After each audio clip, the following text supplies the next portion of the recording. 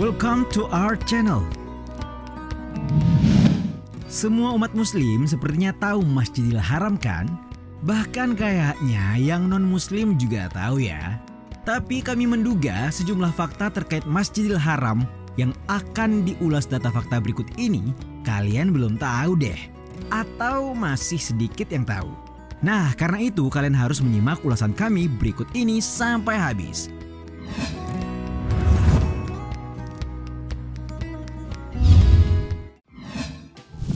Tidak dibangun oleh Ibrahim alaihissalam. Siapa nih di antara kalian yang percaya kalau Masjidil Haram itu dibangun oleh Nabi Ibrahim alaihissalam dan putranya Nabi Ismail alaihissalam? Hayo, acungkan tangan kalian. Nah, ini perlu dibatasi dulu ya. Menurut kalian yang mana sih Masjidil Haram itu? Oke, jadi sebenarnya dahulu di Masjidil Haram tidak ada bangunan lain selain Ka'bah. Nah, jadi dahulu Masjidil Haram itu ya Ka'bah. Tapi siapa sih yang membangunnya? Apa iya Nabi Ibrahim? Sementara dalam Al-Quran disebutkan kalau Ka'bah atau Masjidil Haram sudah ada sejak Nabi Adam.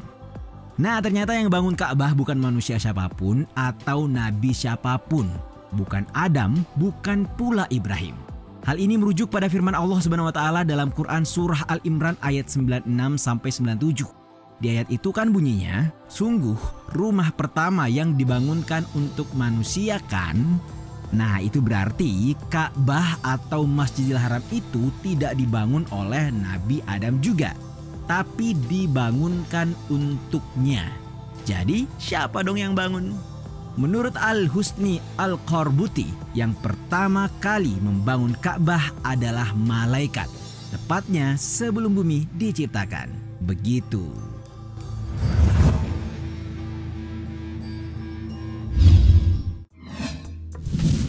Hajar Aswad dicuri. Di dalam Masjidil Haram ada Ka'bah dan di situ juga melekat Hajar Aswad. Kabarnya dahulu batu ini sempat hilang dan pecah. Kementerian Urusan Keislaman, Wakaf, Dakwah, dan Penyuluhan Kerajaan Arab Saudi dalam situsnya menyebut ketika Bani Bakar bin Abdi Manaf bin Kinanah bin Goishan bin Khoza'ah mengusir keturunan Jurhum dari wilayah Makkah, Amir bin Harith bin Modoth Al-Jurhumi ternyata pergi ke Yaman membawa serta 2 patung emas kepala rusa.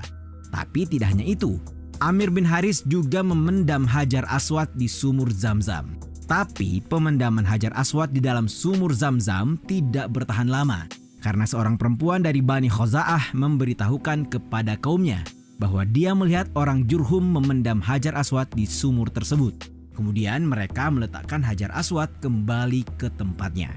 Kabarnya hal ini terjadi sebelum pembangunan oleh Qusay bin Kilab. Tidak hanya itu, pada 7 Zulhijjah 317 Hijriah, Abu Tahir Al-Qarmuti dan Ja'far bin Ilaj pernah mencopot Hajar Aswad dan membawanya ke negerinya. Tapi akhirnya Hajar Aswad dikembalikan ke tempatnya pada 10 Zulhijjah 339 Hijriah setelah 22 tahun Ka'bah kosong dari Hajar Aswad.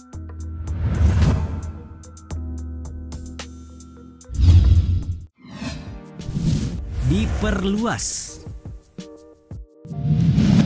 Kalian setuju dong kalau Masjidil Haram yang merupakan tempat pusat pelaksanaan ibadah haji dan umrah ini adalah bangunan yang sangat mewah, luas, megah, dan besar kan? Secara ini merupakan tempat seluruh umat Islam yang mampu wajib mengunjunginya. Tidak mengherankan kalau di Masjidil Haram ini biasanya berkumpul jutaan manusia. That's why harus luas areanya.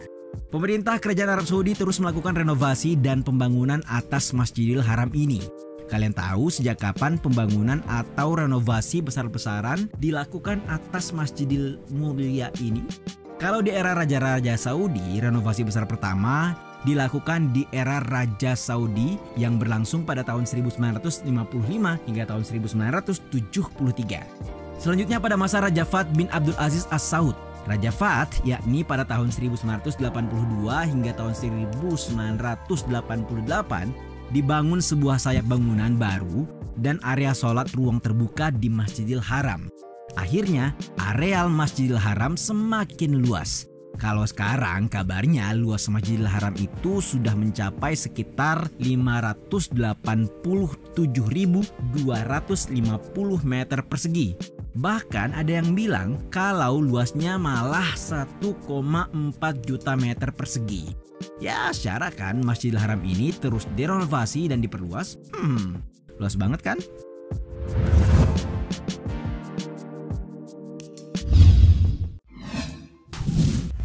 Kapasitas. Nah, kalau tadi kita sudah sebut kalau luas Masjidil Haram itu antara 500.000 meter persegi hingga 1,4 juta meter persegi, kira-kira berapa ya daya tampung masjid suci yang dijadikan kiblat salat orang Islam ini? Kabarnya nih, sejak tahun 2011 jumlah total jemaah haji dari seluruh dunia sebesar 2,5 juta jemaah. Kalau kita cek estimasi jumlah jemaah berdasarkan asalnya, 1,8 juta berasal dari luar Arab dan 800.000 berasal dari Arab. Tapi angka jemaah atau kota jemaah sempat dikurangi kan sewaktu itu Masjidil Haram kembali direnovasi besar-besaran pada tahun 2013. Pengurangan kuota juga dilakukan untuk mencegah penyebaran virus MERS kala itu. Pada Agustus 2018 kemarin, pemerintah Arab Saudi mengumumkan kalau pihaknya sedang membuat proyek besar yang disebut dengan Makkah Road. Proyek yang ditarget tuntas pada tahun 2030 tersebut merupakan rencana pengembangan Mekah secara besar-besaran yang membuat Masjidil Haram bisa menampung manusia hingga 5 juta orang di setiap musim haji.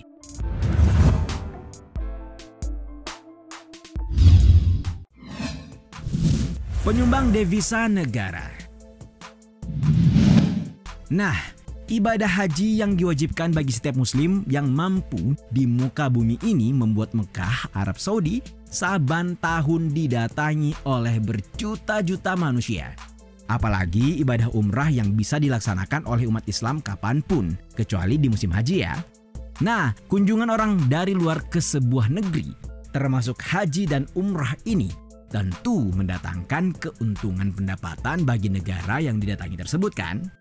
Bagi Arab Saudi, haji memang sangat menguntungkan pendapatan negara mereka. Secara Ka'bah, Padang Arafah, dan Masjidil Haram yang merupakan lokasi pelaksanaan haji dan umroh hanya ada di Mekah, Arab Saudi ini. Dan nyatanya, industri pariwisata memang menyumbang banyak pemasukan bagi negeri Arab Saudi. Sebanyak 89% penerimaan Arab Saudi datang dari pelaksanaan ibadah haji. Data tahun 2018, penerimaan haji dan umroh Arab Saudi di tahun 2022 sempat diprediksi akan mencapai angka yang terbilang fantastis, yakni lebih dari 150 miliar dolar Amerika Serikat jika tidak terjadi pandemi.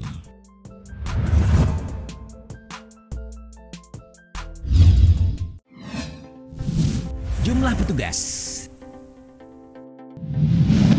Kalian pernah tidak ya kepikiran kalau luas Masjidil Haram itu 0,5 juta bahkan lebih dari 1 juta meter persegi?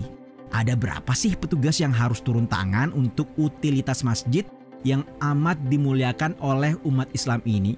Nah, ada bocoran nih yang menyebut kalau jumlah personel keamanan khusus yang ditugaskan oleh pemerintah kerajaan Arab Saudi untuk ibadah haji di Masjidil Haram yakni sebesar 63.000 pasukan. Khusus ibadah haji ya. Tidak hanya itu, ada juga sekitar 20.000 petugas kesehatan yang bertugas di Masjidil Haram ini. Petugas didatangkan dari daerah lain di luar Mekah, ada juga dari Mekah. Nah, kalian tahu kan kalau Masjidil Haram ini sempat ditutup awal-awal merebaknya virus pandemi? Katanya waktu itu diturunkan sekitar 4.000 orang petugas untuk melakukan desinfeksi atau penyemprotan disinfektan di Masjidil Haram.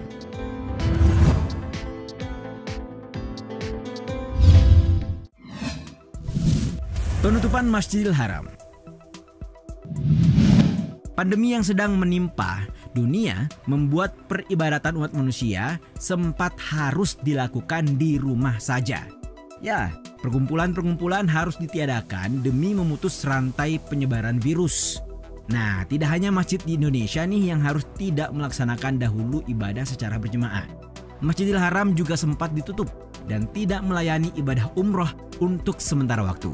Peristiwa ini merupakan sejarah penting yang harus dicatat dalam sejarah peradaban dunia. Tapi meski sempat ditutup, Masjidil Haram akhirnya dibuka lagi pada 6 Maret 2020 lalu. Tapi tetap saja ibadah umroh tidak diperbolehkan waktu itu. Ya, penangguhan pelaksanaan ibadah umroh sempat diberlakukan.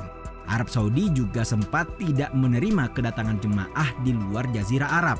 Itu pun yang dari Jazirah Arab harus menunggu hingga 14 hari setelah kembali dari luar wilayah tersebut.